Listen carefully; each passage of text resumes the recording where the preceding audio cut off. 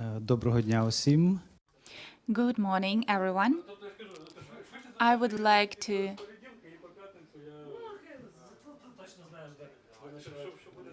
I want to present, я хочу презентувати сьогодні.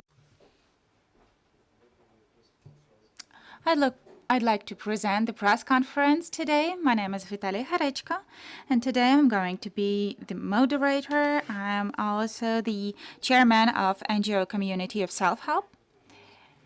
Today, the topic of our press conference is a kind of reporting press conference, 10 months of achievements, crisis interventions, and building the network of international trust. So report and goals of the NGO Community Self-Help.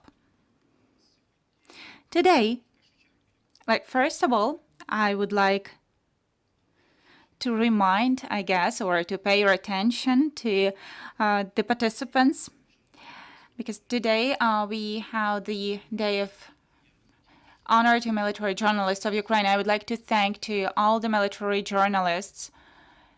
In particular, I know that last year, we have already those who died. So I would like to have a minute of silence to honor them.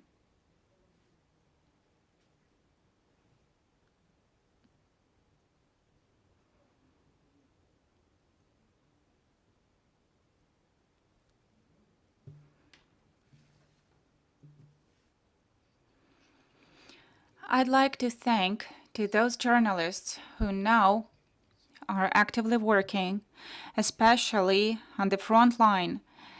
That's incredibly important, and it's a really difficult work. I guess each one of us is performing some kind of a role. Each Ukrainian is doing some kind of a role of a journalist and is bringing information, is talking to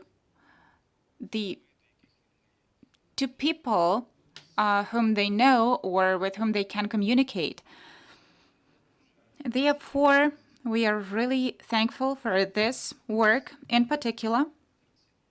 Now I will announce a bit our speakers. Today, we will have 5 speakers. Communication part of the part of information war or anti-propaganda, let us call it this way, that is representative of the Community Self-Help, head of the communication department of NGO, Michael Radigan. And Michael is from the USA, and for a long time he's been living in Ukraine. He's helping Ukrainians not only, let me say so, from the point of view of communication, but I think that he can tell you a bit more. Also, we are having online Katja Kolcio, professor at Wesleyan University, the departments of dance, environmental study, and the Allbritton Center for the study of public life. And also, we can say that Katja Kolcio is representative of the Community Self-Help and is the head of the Department of Community Self-Help in the US. Also today, I hope that technically Lorraine Mishchuk could join us. It's the General Director and Manager of the Medical Center Maximize Human Capabilities, Manitoba, Canada. Lorraine also, I dare say, represents the Community Self-Help in Canada. And let me say so that she's representative of the Department of Self-Help in Canada. It's our next speaker. And also today we will have Marta Pyvovarenko, our quality assurance expert for mental health psychosocial support services of NGO Community Self-Help. So she is the last but not the least in the list of our speakers. And I guess our first speaker will tell about the communication part, the one that in our organization that is fighting propaganda, or it's anti-propaganda. So Michael Radigan, the floor is yours. Thank you. For giving me the opportunity to talk. I'm from the USA, and I've been in Ukraine since the beginning of the war, and but I've worked here for 5 years, mostly with Ukrainian Catholic University. And so my background, I come from I live in Alaska when I'm in the United States, and it wasn't hard to see as an Alaskan, and also growing up as the son of a Navy SEAL and involved in the military myself, that there has always been not a suspicion, an obvious case to me that Russia was a threat to not just the United States, but especially to its neighbors. In fact, we never referred to it as the USSR in my house. We referred to it as the illegal occupation of Ukraine and the other Baltic states. So the idea of what we call the information war, the idea of having a sense of giving information that matters to people. There are two ways to look at that, two prongs. Can we convince people that when Russia has such a vast network of propaganda around the world, can we convince everybody that what they are saying is a lie? Probably not, but that's not what we're trying to do. What we're doing is focusing our information on what we are able to do here so that we can be very effective with the community that supports us, with our partners. We have a couple different prongs of doing that. We have oral history. In other words, that we have people who have told their stories, real life stories, so that this is a historical record of people who have been affected by what Russia has done, and that affects the lives of real Ukrainians. In other words, what that will do is that will touch that will be a human touch to somebody who is unaware that there's a human connection between what is happening here and where they live, especially if they live in a safe place, and the war seems like it's something distant, something unimportant to them. There's another thing that we do, which is storytelling, and storytelling is a smaller aspect of that, so that people can tell what has happened to them. If they are refugees or if they're IDPs, they can have a platform where, again, their record is kept, and that they know that. And that other people in the world then can have that information. Who are the other people who are getting this information? We provide newsletters, and we provide outlets for this. I've written probably over 200 newsletters myself, and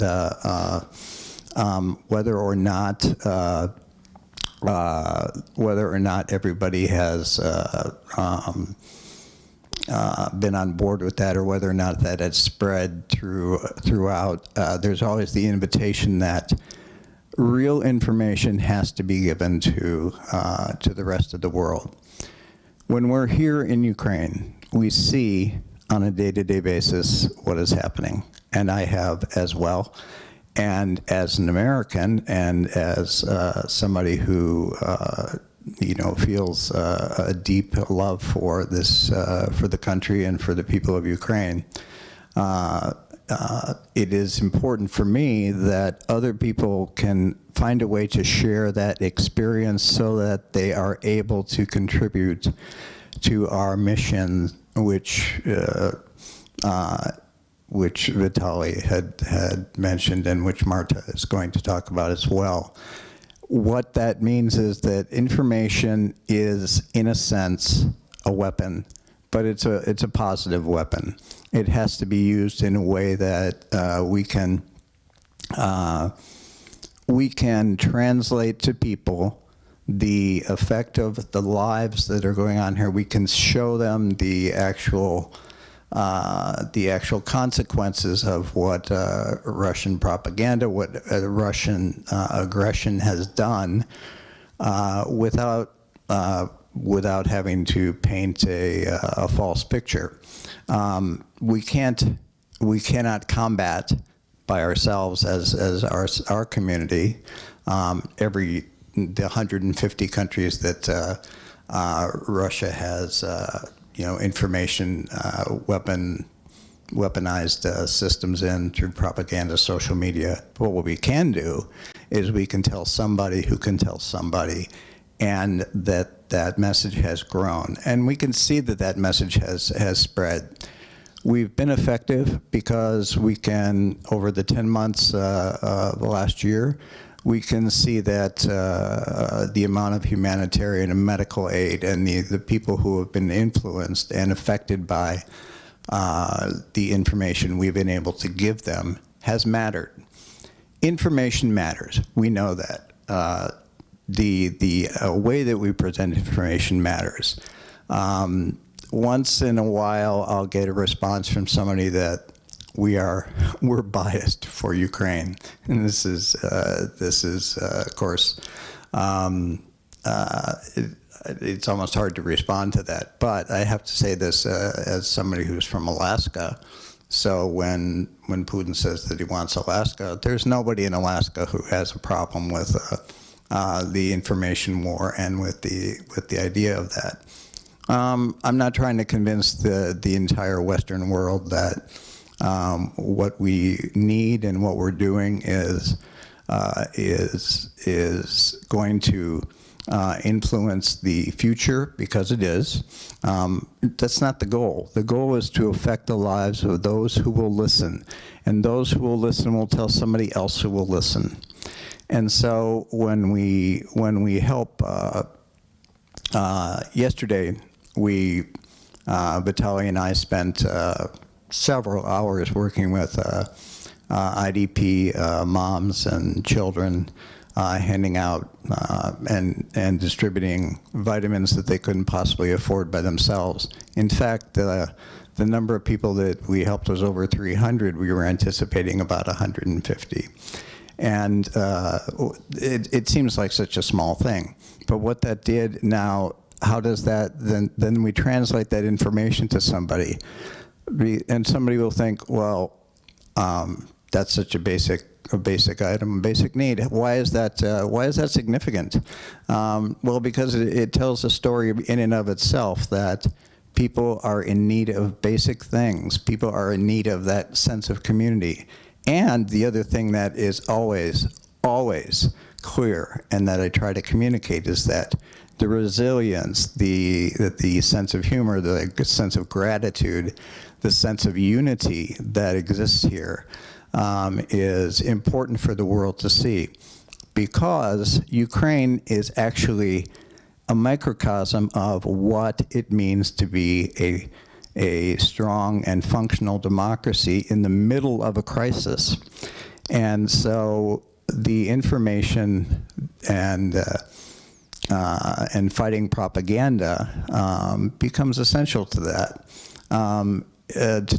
In other words, it goes back to telling the stories. It goes back to presenting information. It goes back to the idea that we have so many different lives here that have been affected that can be shared. So in other words, we also need to do another thing, to make a personal connection with people. In other words, that if this is your child, this is your town, this is your community, okay? Because it's not something 5,000 miles away from you.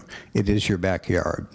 And I believe that what we have done, and as our 10 months have demonstrated, is that we have been able to to bring people into our community. We've been able to bring people into the sense of what we do that's important. We've been able to hold workshops for people. We've been able to affect the lives of everything from babies to the elderly. And in doing this, and also working with veterans, and so all of this is information.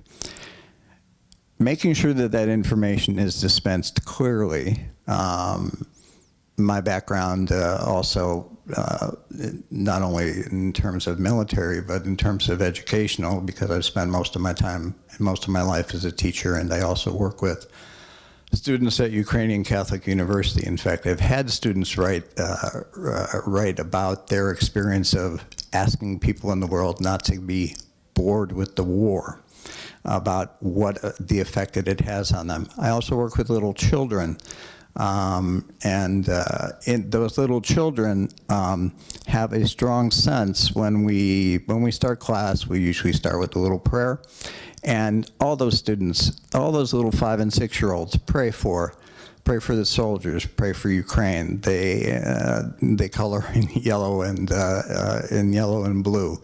They have a sense that this is our country, and our country matters, and country and culture and family are all related. And so Ukraine is really a microcosm for what matters to the rest of the world. And I think that we've been able to make an impact on that by providing information to people that gives them the chance to see real people, real situations, real lives, and the real information that can change points of view and also bring help to Ukraine. Thank you. Thank you, Michael. Дякую, Michael. Thank you, Michael. That's a huge job that is done by the team of the community self-help, and it helps in different things, and it's incredibly important. I would like to thank separately, like all our work, all our help that we are providing to hospitals, to defenders, to medics, to IDPs. Maybe it's thanks to the work of our team, our like basic staff, or basic, like we have 5 participants of our team, and like from time to time we also involve volunteers and other team members. It's incredibly important at the very beginning of work to like the issue of information part, just to spread information, indeed what is happening, some kind of basic things. Like the next speaker, I guess I will present one more time. I will present myself, because like the key topic, the report and the goals of our NGO Community Self-Help. My name is Vitalii Kharechko. I am the chairman of NGO Community Self-Help, and in many things during this year, I took a lot of roles on myself, because like I was specialist in logistics, and I've been like doing such things. So now I know where to procure medicines, how to supply that, how to do that easier, how to do that from abroad. And such skills, I guess most of Ukrainians got such skills in extreme conditions. But we live in such a reality. We need to adapt fast and to continue working. So before I switch to the part of the report, I would like, if we can do that, to turn on the video.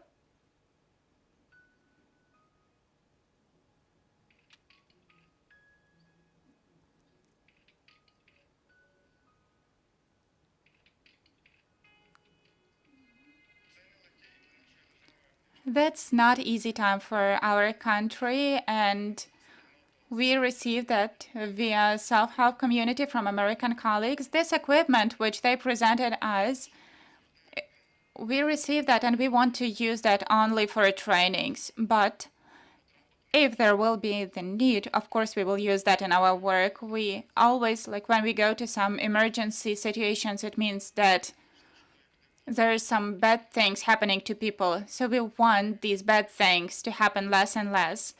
And with this equipment, to do only trainings, so that to help peace for the whole country. So thank you very much from the city of Lviv and the whole Ukraine. Thank you very much to American firefighters. And thanks to those organizations who are supporting us and who are helping.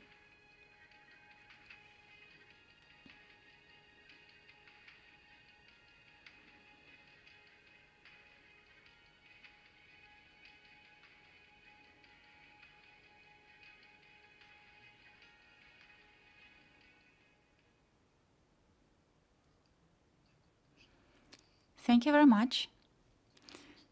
Now I would like to briefly say that most part of work of our NGO is to direct the target aid to those who need that most. In given case, I would like to thank, before that, Michael wanted to add something. So before I begin, Michael? The other things that has to be obvious is that in order for what we just saw in the video to take place, we have to communicate with people around the world, and especially with the English-speaking world. So we have, there's a massive amount of communication where there has to be written translation, where there has to be, where there's Zoom conferences. And I have the privilege of taking part in those, and then we communicate together as a team.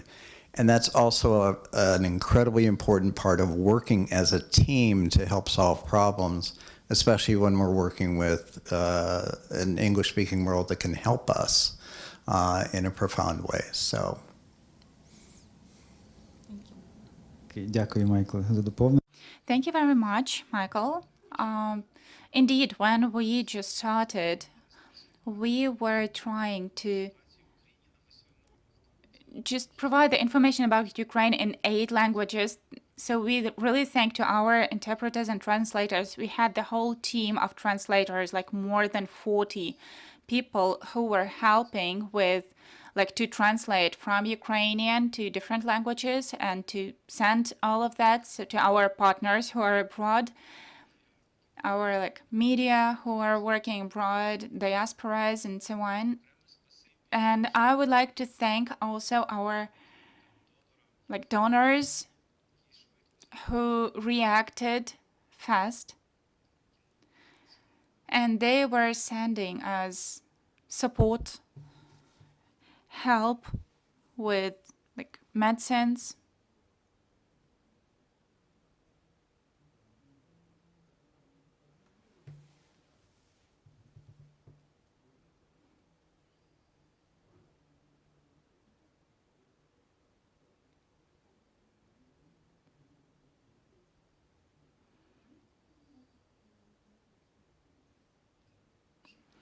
I'm sorry.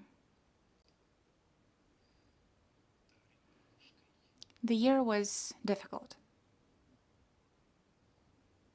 Many losses.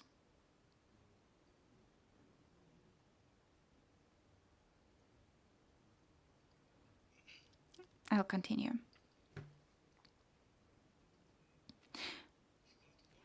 Therefore, the input of each partner, whether that is the private person or it's the foundation, that's incredibly important.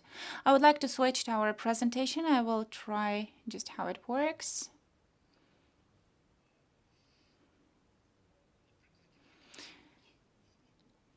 So from the video, we could see that Katja Kolcio is one of the representatives of Community Self-Help. She organized the whole community, actually, who were collecting medicine, financial aid, and I guess advocacy, spreading information about what is happening. And such target help is really needed in the country.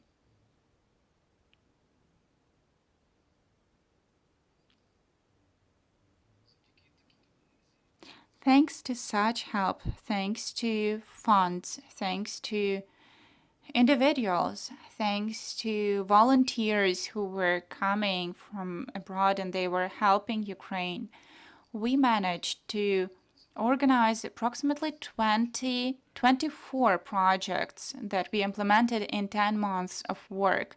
Now we are talking in the framework of report 10 months of our work, beginning with the 24th of February, ending with the 24th December 2022.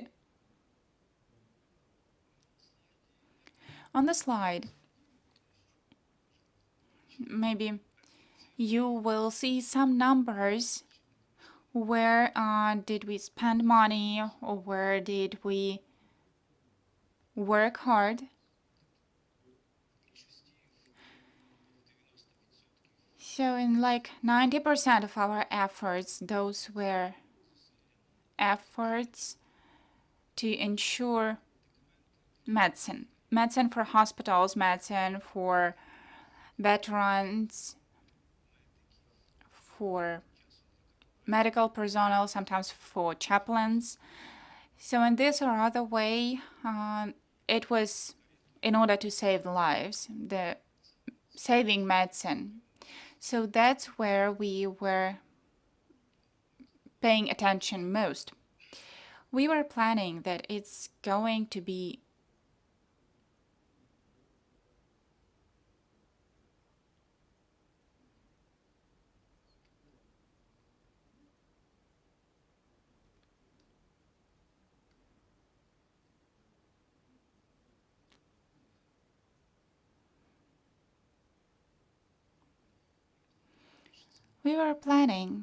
that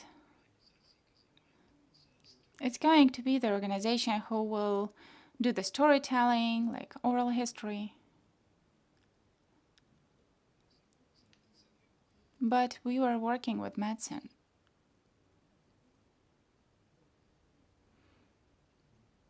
We have a question? Sure. Just take them.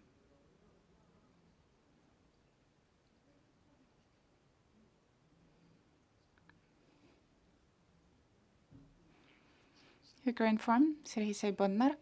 As far as I understand, the emotions are overwhelming.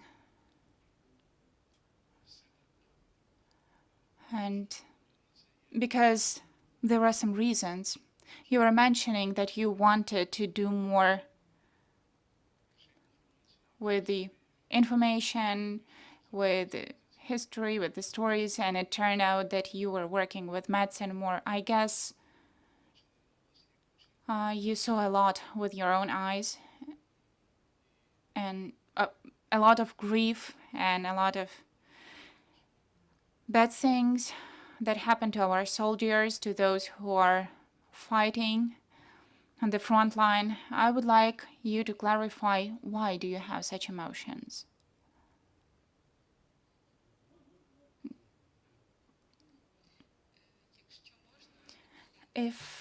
If I can, Vitalii, I will ask to put the video with our comrade whose oral history we were recording in December last year, right?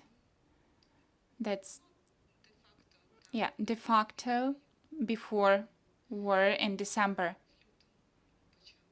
In February, it started, I mean, before the full-scale invasion. Can we have the video with the veteran? My name is Alexandra. I'm 27 and general in the army. On the contract, I spent more than 6 years, beginning with the 25th Air Brigade. There, I spent 2 years. Then I was transferred to the other unit, which was in ATO with no rotation. We had normal conditions. We were doing our thing, our work. I liked that. My story, there's a lot of such stories, but it was not highlighted. I found a real friend at war who's still with me, and that's my dog. Everybody knows that a lot of dogs died in volières because there was no opportunity to take them, and they stayed there and they died because of hunger. I guess it's really scary. I dare say I also took my dog I saved him from death because he was in Kharechko and he was like closed and he ate even the snow all around him. And that's the German Shepherd. And he was eating the snow. And if not the guys from the right sector who saw him, maybe 1 or 1.5 weeks and he would have died. So they took him, they just fed him. I saw him, it was love from the first sight.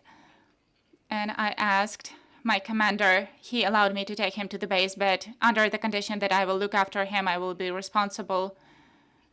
And we are together for like 4 or 5 years already.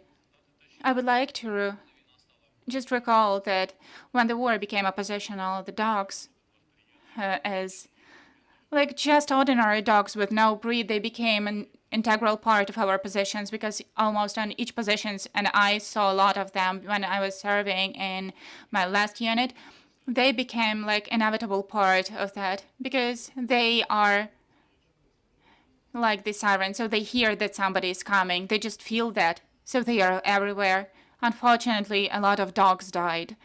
I took my dog, and I can say that my dog is my friend, my co-brother, my personal therapist whom I brought from there, and I'm happy that it happened. So just to remind that we have our smaller brothers who are defending our country, and they are also serving dogs, and that's really cool. So those who can take a dog, who are taking this responsibility, just do that, because I took a dog and I liked that. This is my brief and simple story. I just wanted to share that I found such a friend for myself in my life. His name's Sam. At that time, he was 2 years old. So when I took him, he wasn't trusting anyone. He was scared either somebody like was beating him, or he was just really scared. When you are going to do some things, he was like hiding all the time. So we brought him in the car, and for the first time he's been living in that car, he was afraid to go out, and the adaptation. So like with time, he realized that I'm his friend, and I guess we needed half a year for that or even more. And now you come home and you're smiling because there's a dog with this funny tail who's waiting for you. And this is also responsibility because you can't go for a walk and come back in the morning without leaving somebody responsible for the dog. No, not really to have the responsible, but you have to have a person who can stay there instead of you, and I have such people. That's my story. Thank you very much for showing the video. That's the last story of the veteran. At the moment when we were recording veterans' stories, he was a veteran. He was going through the rehabilitation and the framework of this project, and after rehabilitation, he managed to come back to front. And during the full-scale invasion, he went to serve again, and as of now, he died. He had to leave his friend at home, and such stories have to be recorded. And as far as for all those 80 years we've been working with veterans, men and women veterans, you can just imagine what is the number of those whom we are trying to defend. We are providing paramedical support, and they are dying. So Vitalii has a huge number of losses, had a huge number of losses during this year. And these are the losses for a lot of people, but you know, exhaustion, it also has place. Vitalii, can you continue? Yes. I think we need to stick to our time. I will present because I know that our foreign partners still they are limited in time. I wouldn't like to just have some delays, and as a moderator, I will present our next speakers, and at the end, I will finish my presentation and I will tell in more details the reporting part. Now I would like to give the floor then to Katja Kolcio. She's professor at Wesleyan University and representative of Community Self-Help in the US. So the floor is yours.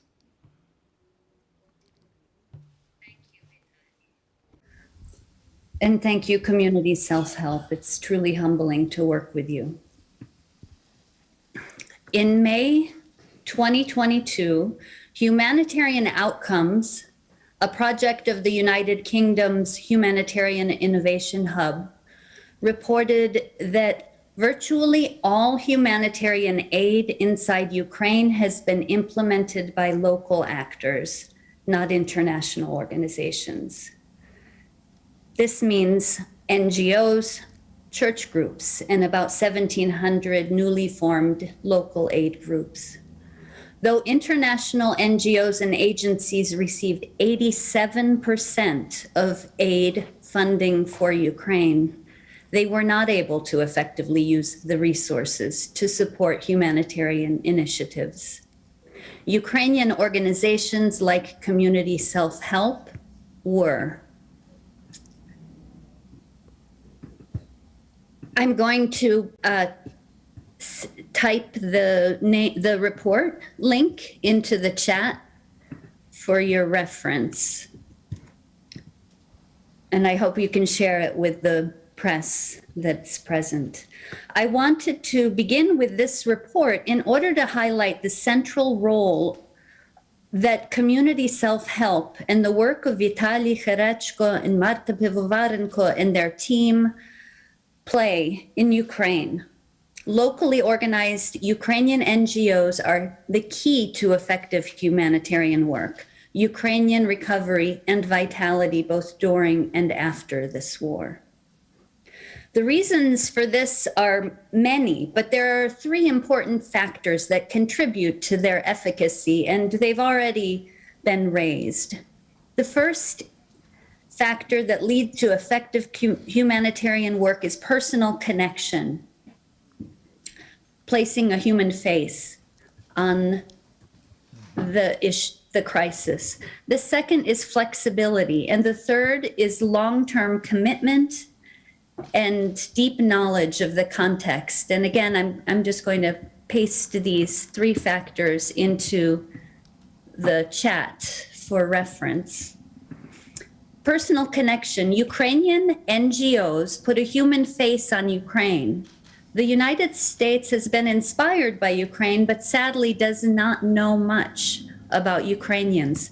Due to historical Russian dominance, we've studied Russian history, but we simply know less about Ukraine. Ukrainian civic NGOs, like Community Self-Help, develop direct and meaningful personal relationships and connections with their partners around the world. No intermediary, no bureaucracy. NGOs like Community Self-Help connect Ukraine to the world. Flexibility. I've worked with Community Self-Help, formerly under a different name, since 2015. But when Russia invaded last February, Community Self-Help was able to immediately restructure its operations to meet the new circumstances and needs. They were able, unlike large international organizations, to provide aid immediately and effectively. And the last factor, long-term commitment, deep knowledge of context. Community self-help leaders have been working in Ukraine in war relief and psychosocial help for years. They have a deep understanding of the context, and we know they will remain committed to this work today, tomorrow, and for the years ahead. Community Self-Help excels as an organization. Its personal approach, no bureaucracy, flexibility, and long-term commitment and knowledge are their success. Vitalii Kharechko invited me to talk about my collaboration with Community Self-Help, which began in 2015, but I'll focus on our work since last February. I live in Middletown, a small city in the state of Connecticut. Our senators are Richard Blumenthal, who sits on the Defense Committee in Congress, and Chris Murphy, who sits on the U.S. Foreign Relations Committee in Congress. They have specific roles in determining U.S. policy towards Ukraine. I also work at Wesleyan University, a top liberal arts college known for its activism. The Middletown Community Health Center is one of the first and now biggest public health centers in the United States. So we're a small city, but an impactful place. Last March, shortly after the invasion, two things happened. The first was a series of live stream conversations with community leaders in Ukraine that happened at my university. Marta was our first speaker. The audience includes my university, community, town, but it also included state leaders, our senators, and a network of Ukraine supporters across the US. The information sharing that Michael and others in community self-help do is critically important. In contrast to what we were seeing on the news, these conversations put a human face on what was happening in Ukraine. It establishes a connection and a sense of our common goal and principle of human freedom. Soon after, community leaders in my region approached me because they knew I had a direct, long-term, and reliable connection to Ukraine through community self-help. As I said, we've worked together since 2015 when we met at Yale University. The Middletown City Fire Department, our community health center, our community foundation, and Wesleyan University came together hoping to support Ukrainians. And only because we have the personal connection to community self-help were we able to identify a real need that we could meet and serve. And community self-help, only because it is local and flexible, was ready and able to receive and distribute our support to the regions of Ukraine that needed it. We collected 5 tons, imagine that's equivalent of about 5 elephants, of fire equipment and medical supplies and funds to pay for shipping costs. We had volunteers donating trucks and driving truckloads from Connecticut to the Meast shipping port in New Jersey, and were collecting over $6,000 of monetary aid. The project here was well covered by the state news channels. And again, thanks to their willingness to connect personally and directly with reporters, we were able to Zoom and interview community self-help staff live, garnering additional support from and informing, educating the American public. This alone was significant. But what's also worth noting is through their work, community self-help brought the Middletown and state of Connecticut together. Nothing, not even a pandemic, was as effective at getting Americans to work together towards a common cause. Fire departments across the state of Connecticut and even out of state brought equipment. Our mayor joined the effort. Our Senator Blumenthal came to the fire station himself and helped to fill boxes. He's nearly 80 years old. Senator Blumenthal knows community self-help. He listens to Marta and Vitalii. Community self-help has formed deep connections and bond with the heart of Connecticut. And in doing so, their work impacts Ukraine, it impacts Connecticut, it impacts US Congress and Americans more broadly. I would like to show a bit of a slideshow that was developed by our community foundation around this particular effort. Is it, oh, I'm not sure how to do that. Is it possible? I think I sent the link. Is it possible to show? Or let me try to share the screen. There we go. All good. Працює. It's working. Так, Катю, ми бачимо. Yes, we can see what you are showing.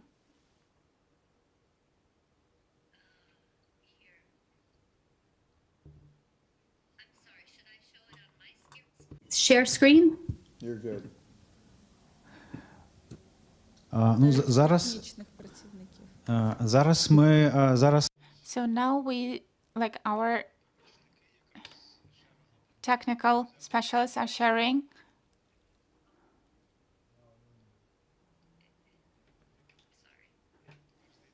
So it seems to me that you should, you can share your screen now, I guess.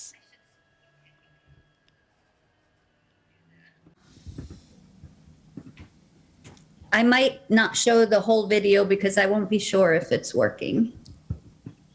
Here we go.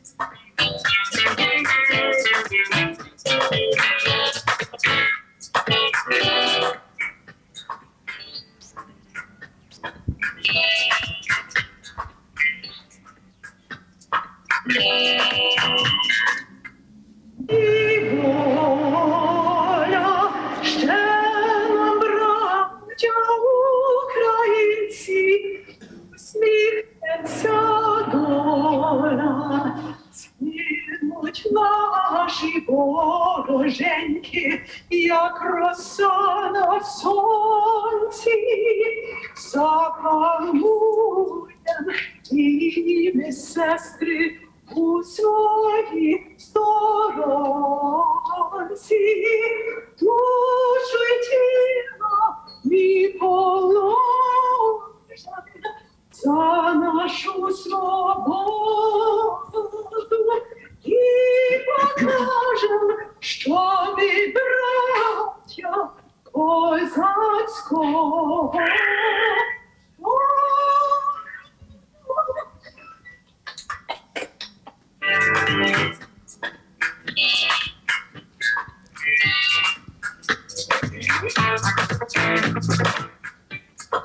Так, Катю,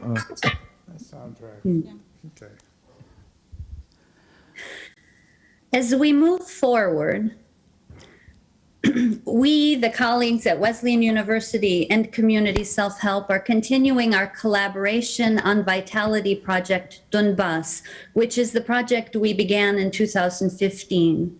We're publishing, in the midst of all the work they're doing, we are publishing a scientific paper and a book in English on the work that Community Self-Help directors have done in psychosocial health. Community Self-Help's goal of countering misinformation includes current events as well as Ukrainian scientific, medical, and intellectual advances. And this month, the Middletown community is making plans to join together again to work with Community Self-Help to support Ukraine. The Community Self-Help Center, our mayor's office, our community foundation, Wesleyan University, and our public school system joining forces again. Ukrainians say, together we are many, razom nas bahato. Community self-help is bringing positive change to Ukraine, and it's bringing positive change to the world. Thank you. Дякую. Дякую дуже, Катю. Thank you very much, Katja. Katja just added, because we've been showing the video, how we here are spreading this support to like firefighters or medicine. So Katja was speaking about the 5 tones, I guess 2 tones, not less. It was medicine. And thanks to our partners from the US, from Europe, it became possible to supply this medicine to those who really need it. Thank you very much, Katja Kolcio, one more time. Thanks to our partners at Wesleyan University and the community of Middletown and everybody who joined our work. And we are incredibly thankful from Ukraine, from our community self-help. And I would like to give the floor to Lorraine Mishchuk. Do we have Lorraine here? Okay, Lorraine Mishchuk, representative from Canada. She's director and manager of the Medical Center Maximize Human Capabilities. She is working on rehabilitation of people and also representative of self-help in Canada. So Lorraine, the floor is yours.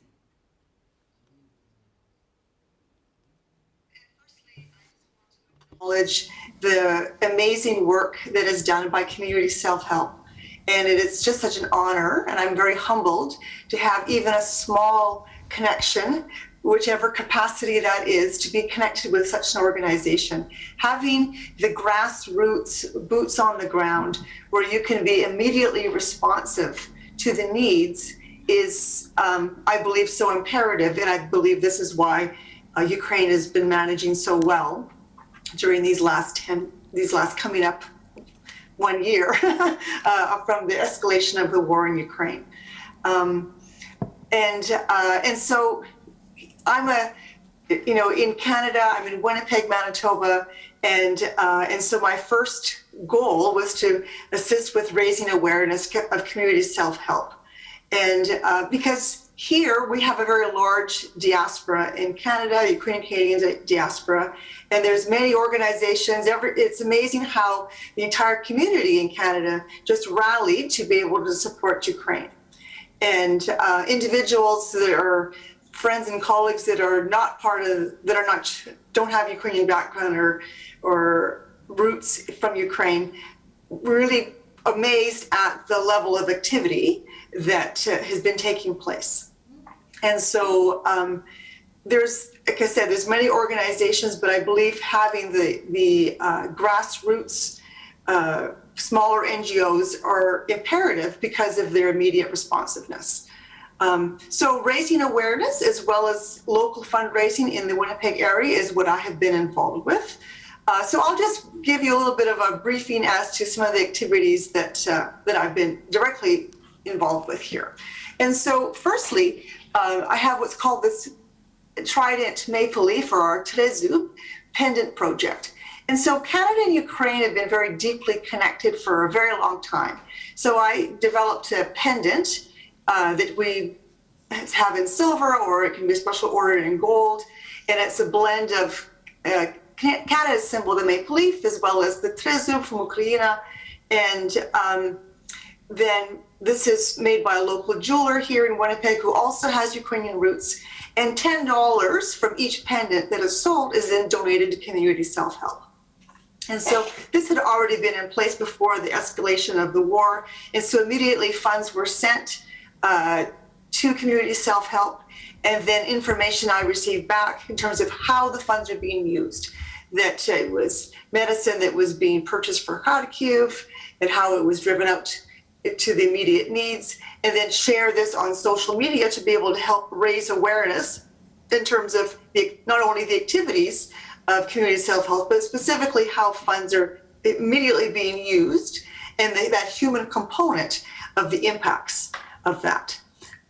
This progressed, so it began just being sold at a local shop here in Winnipeg, and now this pendant is available on Hilary Drucksmann. She's the jeweler. Her website, and it ships across Canada so that there are individuals that are part of the Canadian diaspora or not are able to purchase this readily throughout Canada.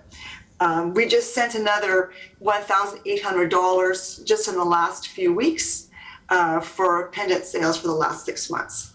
So this is, sometimes you think, well, it's not very much, $10 from each pendant isn't very much, but certainly when you add numbers over time, then this all makes a contributing factor.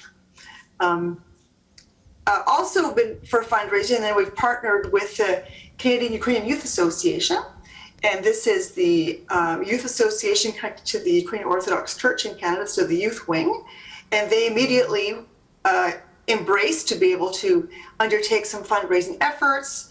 They partnered with the Vietnamese community to be able to do a fundraising event, other local initiatives with a market with Ukrainian newcomers, because we're also receiving refugees, or we don't call them refugees, we call them newcomers from Ukraine to the Winnipeg area. So in terms of supporting that aspect as well.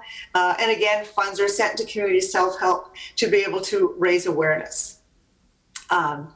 I worked on developing a brochure. This has been distributed throughout Winnipeg at the Ukrainian Self-Reliance League National Convention in Edmonton that was held in August, as well as the Ukrainian Canadian Congress Triennial Congress that was held in October here in Winnipeg. So by having a brochure, we're able to have further distribution of information. As Michael said earlier, that communication is imperative, so that ongoing understanding and knowledge in terms of the activities of community self-help, how to access their information via their website, news briefings, and what have you, to be able to gain an understanding as to their activities and the impact of their activities in that human perspective.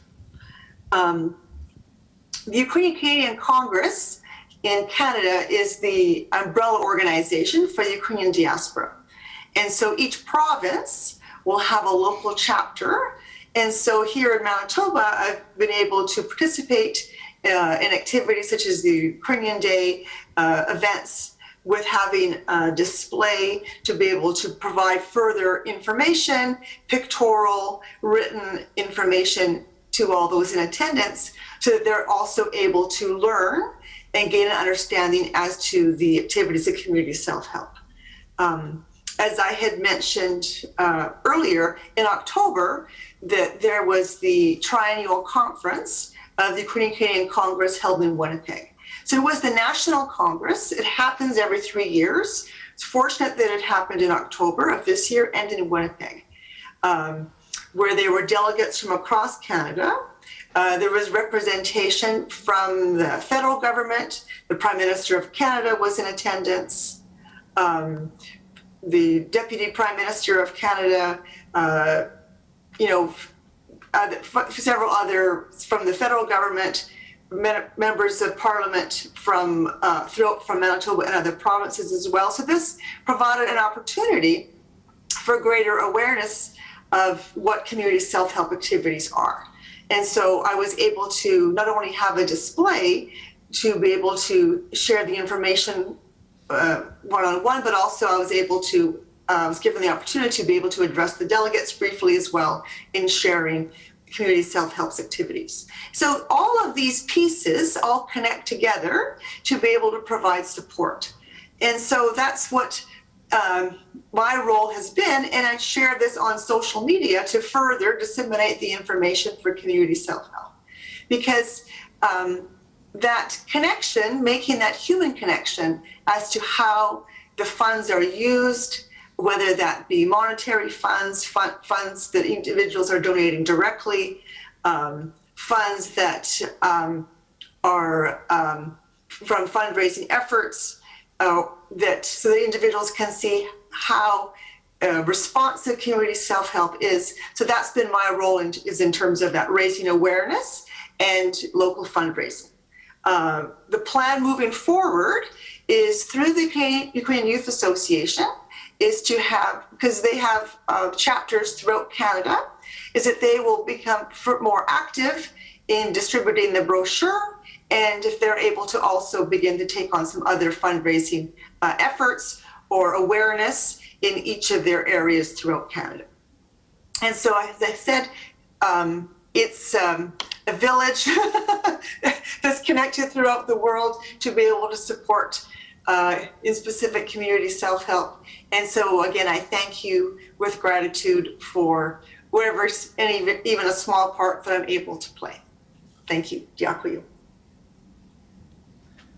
Дякую, Лоррейн. Thank you very much, Lorraine. I'd like to share. So this is what Lorraine was selling in Canada. That's how it looked like. And they created big fundraising. So I mean, like last year, it was approximately $2,000, even more, and in the last period. So like one more times. So this money really helps sometimes to like procure some kind of medicine. Just like recently, I won't tell that because I see that today somehow I'm really emotional.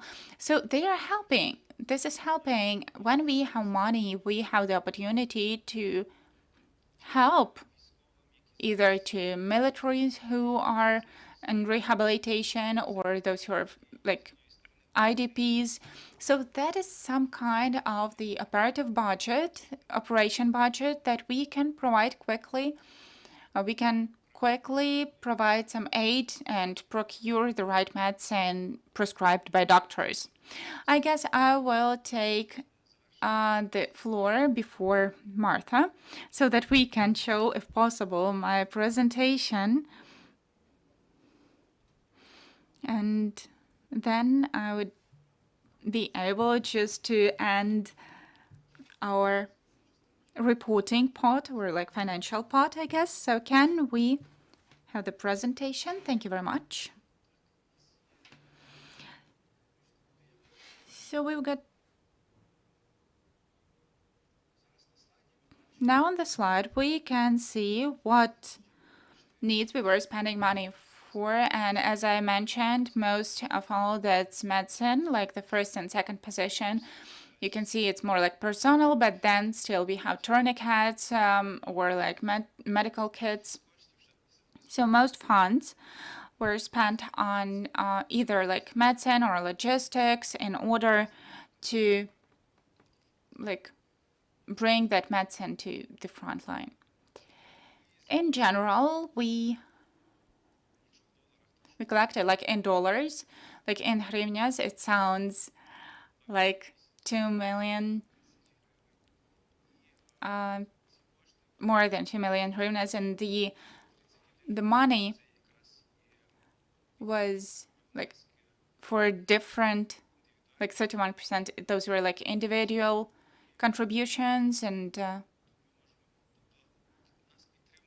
so we are supported by both scientific community. We have Stephen Marrons from Yale University, Bruce Young, who also, like for many years, is a big friend of our organization and is helping directly to psychologists and many people who are just with the target financial help. They are helping our NGO, and we managed to just direct this money further.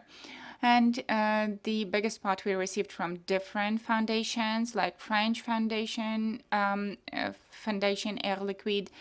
Thanks to this foundation, we managed to make a good logistics and even to have a payment for those who helped us to provide the medicines, all those like 2 tons, more than 5 tons actually, that we received from the Connecticut State USA, thanks to Foundation Air Liquide. We mentioned to ensure that the medicine will be brought to places. Also, Japanese Foundation JAD, thanks to which we managed to help to IDPs and to relocated people. It was the help to women, children, beginning with nutrition and like target address aid. Basel Foundation, it's a foundation from Belarus. Now it is in Lithuania. So we managed to buy medicines for Bucha and Borodyanka, and there is a network of medical centers who are writing to us like what they need, and in a month they could receive the medicines most necessary for them. Light Foundation also, it's like one procurement for almost the whole amount, like 10,000 for Bucha, and also it was spent to Bucha and Borodyanka. So that like added to the previous procurements. Rotary Club Austria, Ukrainians of Colorado,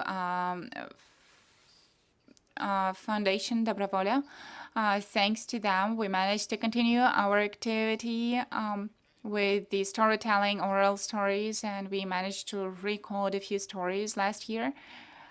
Rotary Club helped us also to provide psychosocial support for volunteers who had a burnout, just like me myself, with like a lot of information. That information is triggering and some moments are coming up.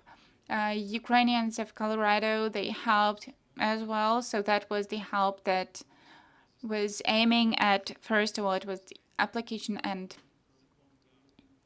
also procurement. We organized a separate fundraising for the ambulance, which is working and saving lives, Fund Silk. So we can see that foundations are a very important part, and they are really like constructive, and they help us to provide the targeted aid. As for, I guess I will just turn on the map coverage where exactly we were providing our help, beginning with the Western Oblast, where we had more psychosocial support, and Marta will tell a bit more about that right now, to like medical, that is doctors from Mykolaiv, from Odessa Oblast, from Dnipropetrovsk Oblast, and ophthalmology department, which requires a really thin surgery threads. So we continue to help them with this. So this is how the map looks like, where we are working right now. And sometimes, so this is how our work looks like. Usually we have communication directly with doctors. They are writing us their requests, and if we have money, we can procure that. If we have no money, we are asking our colleagues from abroad or maybe in Ukraine just the same, so that to help them with their needs. Well, I guess if just briefly, then that's it about the financial part. As for the details, we will save this presentation. We will add that to the information that we are going to share, those who want to study that in more details. And maybe we have questions from participants. Okay, if there are any questions, so please do ask. Yeah, we have the microphone. Rakut Anastasia, Ukrinform. So you were saying that you managed to implement 24 projects. Can you please mention those and tell us what kind of difficulties you faced actually, and what are the prospects of your further work? Thank you very much. Thank you. I guess, can you mention the projects? Yeah, I will try. I hope I will recall all of them. So the first half of those I included to the slides. I am sorry that it's in English, but it's a medical aid project. The project supported by Foundation Air Liquide from France. This is the aid to Dnipro, Mykolaiv, and Kharkiv, those regions where we supported hospitals. Then project equipment and supplies for rescuers. for firefighters. That is what Katja Kolcio was mentioning. That is what was organized, the whole campaign in the U.S. In Ukraine, we accepted that, and we were spreading that further. And each project is related to the other one, because when the whole container comes to you, the container with the aid, with no support, you cannot do this further. When you have support from funds, with the joint efforts, you can strengthen the impact. That's actually what we were doing. Then distribution and provision of vitamins to women, IDPs, pregnant women, and children, and women who are breastfeeding. That is what Michael was telling yesterday, and I guess our last batch of vitamins that we had, we gave it out 100 kilos of vitamins. I don't remember, but they were really heavy, so a few times 10 packages. So they are heavy. These are good vitamins, British, American, and from Europe. Our partners were procuring that. I think if we mention all the 24 projects, that is too long. I offer just to share the list of those because there is also the financing and what each project was targeting, and psycho-social component, because not always people need material things. Sometimes they need the system of help, and also legal help, especially if those are people who survived torturing, or they are looking for their relatives who just disappeared. Or we have the hotline who is helping people who are looking for someone. So they are looking for, and the biggest happiness is when they write that thanks to your support, I did not make mistakes that can be done as of today, because a lot of risky things, when people are looking for their relatives, there are some mistakes they make. Their relatives who are captured suffer even more. So when they are saying that that person was returned, and that really helps. All our projects are aiming at either psychological or medical aid. They all have scientific component. We are working with a lot of universities, and this is evidence-based approach. We are using the protocol of the World Health Organization. I myself am supervisor and the trainer, one of the programs of mhGAP and Vitalii of Self-Help Plus. We are using American protocols, in particular about psychosocial support, and our service is aiming at being easy and available. We have a lot of international volunteers who are coming, and maybe not for a long time. They are making their input into Ukraine, but this is the external input. And even though our team is small, but the main thing for us is that we are the case. So the main task of our organization is not to demonstrate the influence or something like that, as a big foundation can demonstrate, the foundation Povernes Живем or Return Alive. They say that they collected a lot of millions, and it really helps. But our country can rely on the fact that no matter what kind of foundation is there in our country, due to the fact that there is a lot of us and we are like the bees all together, it's impossible just to kill one and then Ukraine would just stop. Because even if you stop the activity of some foundation or some NGO from Pritula, so usually smaller organizations will be there instead of them. So it's impossible to break us because we are working as a network, and that works. And Russia can't just put their efforts to break one website of information agency and to think that the whole Ukraine just gives up. It doesn't work like that. So we are working in a network. And in order to answer the second part of your question, what kind of challenges we had to face, The main challenges are that we are people from professional community. We are working, like Michael, for example, is ex-military, and the rest of his career he was heading the kindergarten. He's been working with children. That was management. So we are all from the sphere professional field. We've never been working with logistics. So for us to supply medicine, it's something impossible.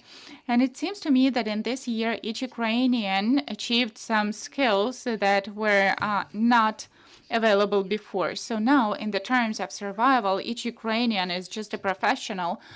So each Ukrainian knows what is IFAC, what is like how to use a tourniquet, how to help a small child cope with panics.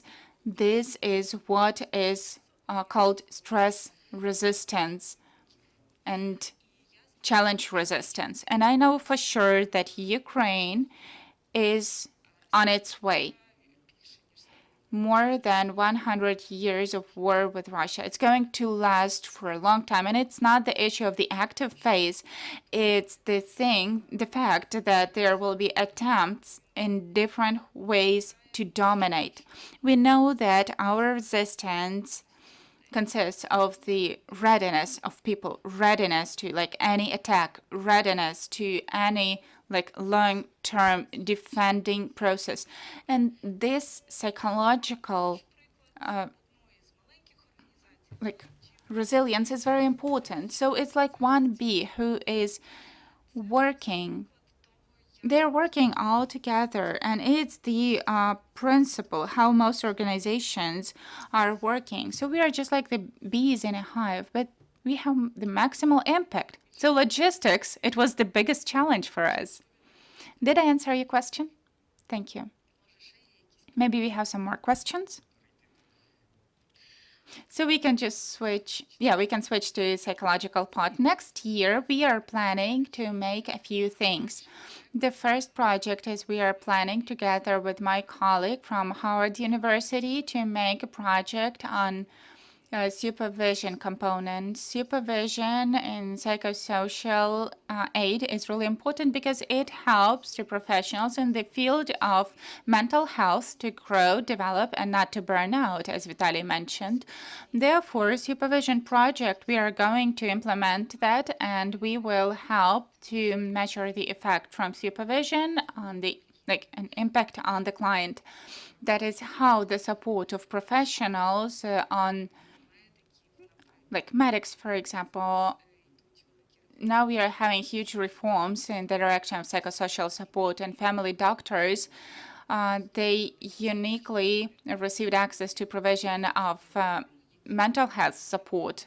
So these are the reforms that we need to support, and we need to help them cope with the gaps and to provide the good result which our state cannot ensure in the framework of that the government. It's something big and not really flexible, and they need a lot of time for changes and reforms.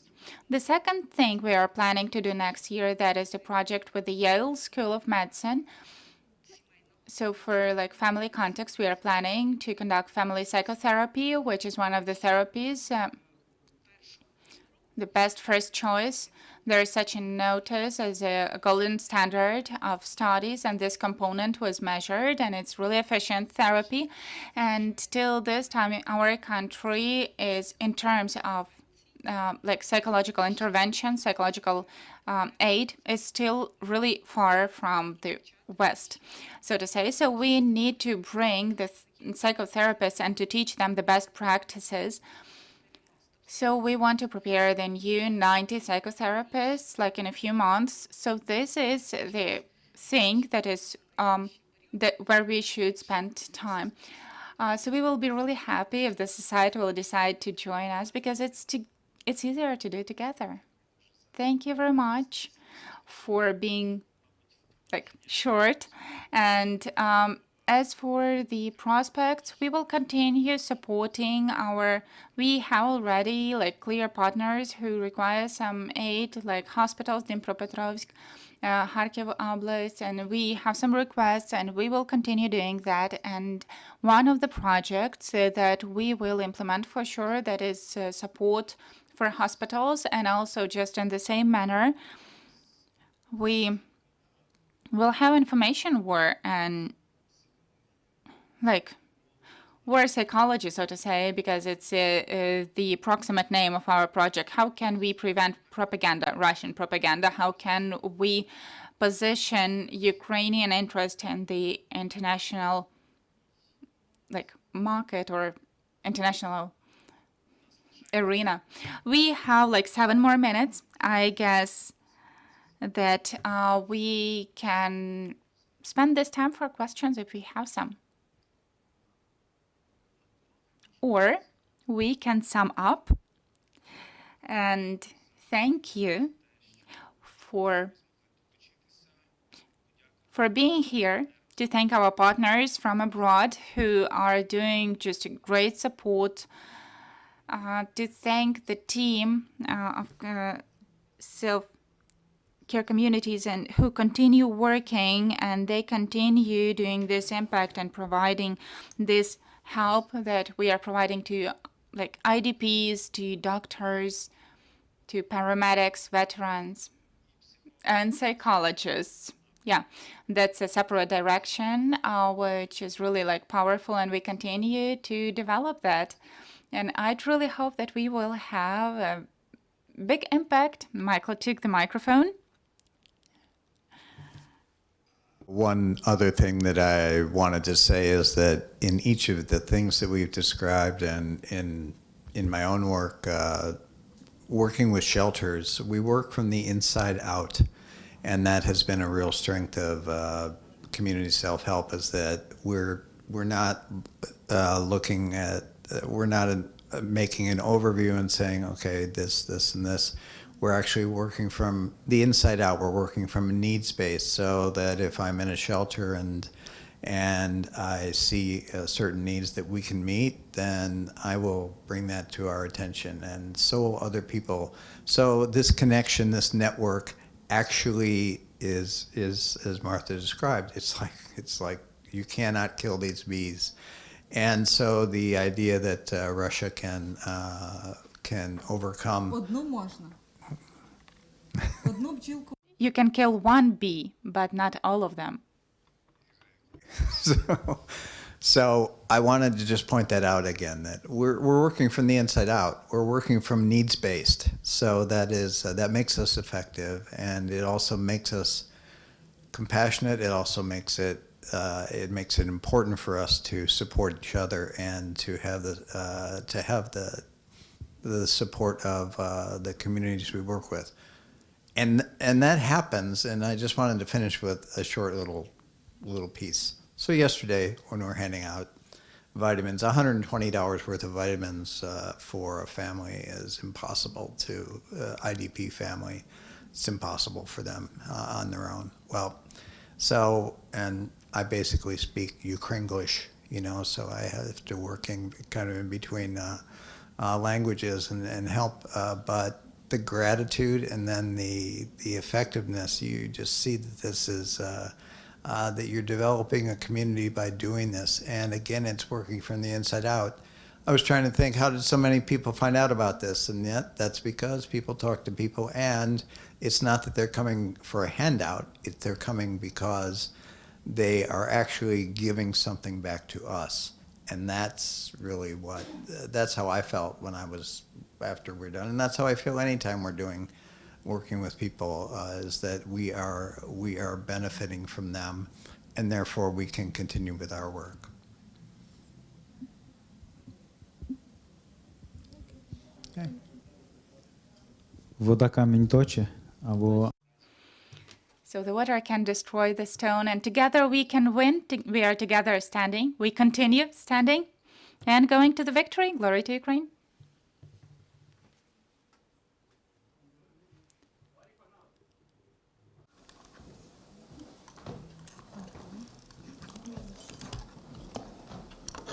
Тут є брошурки, якщо, не знаю, можливо, для поширення десь хтось з вас. Ви можете дати декілька...